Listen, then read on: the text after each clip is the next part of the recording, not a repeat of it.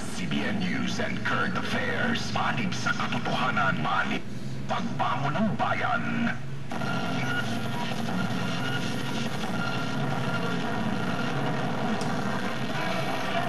Sa ulo ng mga nagbabagang balita.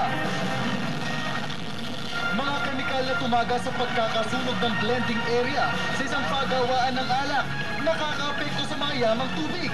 Kumpanya nahaharap sa paglabag sa Clean Water Act. Mga sugal lupa, ipinagbabawal na sa Calabarzon. One strike policy laban dito, pinapatupad maliban sa wedding. Menor de edad na renekrut bilang CAFCU, inirereklamo ang umano'y pambubugbog ng mga sundalo. Magkapatid, pinagsasaksak, isa patay, isa kritikal. Pamilya ng mga biktima, humihingi ng hustisya. At Baking Institute, bubuksan sa Cuenca, Batangas.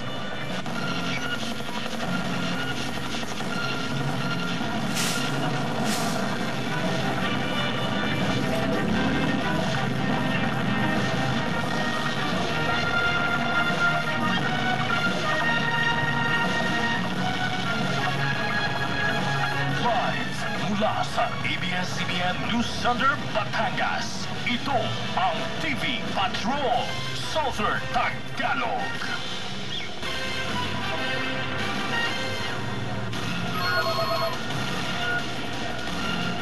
Magandang hapon, Southern Tagalog. Kami ang mga patrol ng Pilipino.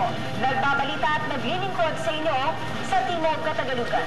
Sa pagmamasa kung papasok sa negosyong pagtitinapay, kailangan din ng formal na pag-aaral upang mapaunlad ang negosyong ito. Kaya naman isang baking institution ang planong itayo sa Cuenca, Batangas. Nagpapatrol, Ernie Manio. Ang plano ng ating team. Kamakailan lamang nagkaroon ng groundbreaking sa Cuenca, Batangas, kung saan itatayo ang Technical University of the Philippines Satellite Campus. Hindi pa man nasisimulan ng estruktura, marami ng programa ang nakalinya dito. Kanina, inilunsad ang planong pagbubukas ng Baking Institute sa universidad bilang pagkilala sa iniambag ng Cuenca sa larangan ng pagtitinapay. Dito kasi nagmumula ang lampas 50% ng tinapay sa buong bansa.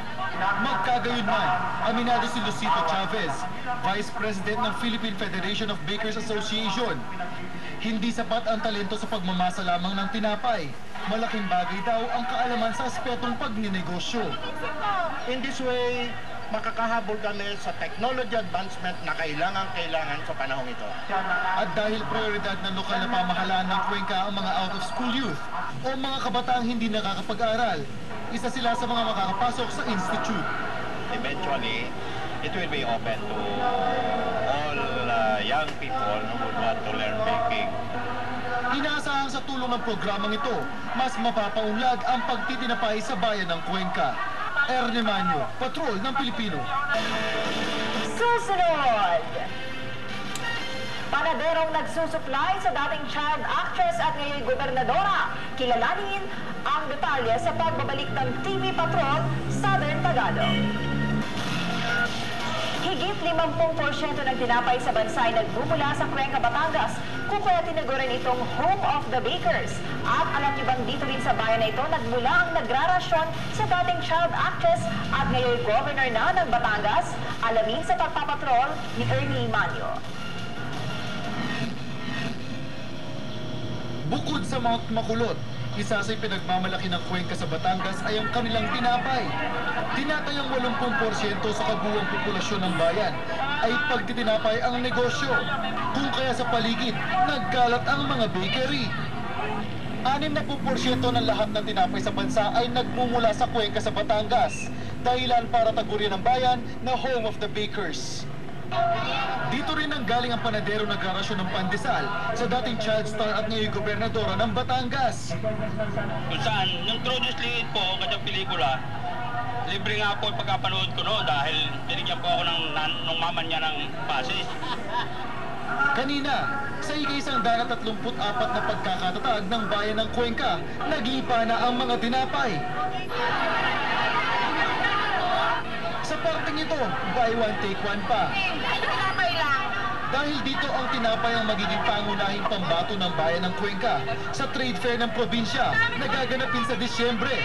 Ito rin kasi ang One Town One Product o OTOP ng bayan. Katunayan, pinaghahanda na ito ng lokal na pamahalaan ng Cuenca. Nag-commit kami ng, I think we have committed something like kukuha kami ng mga 9 to 10 booths. Todo suporta naman dito ang DTI.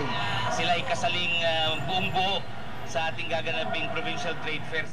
Higit 50 kiosk ang isi-set up ng DTI sa trade fair na magbubukas mula 3 ng Disyembre hanggang 8. Ernie Manyo, Patrol ng Pilipino.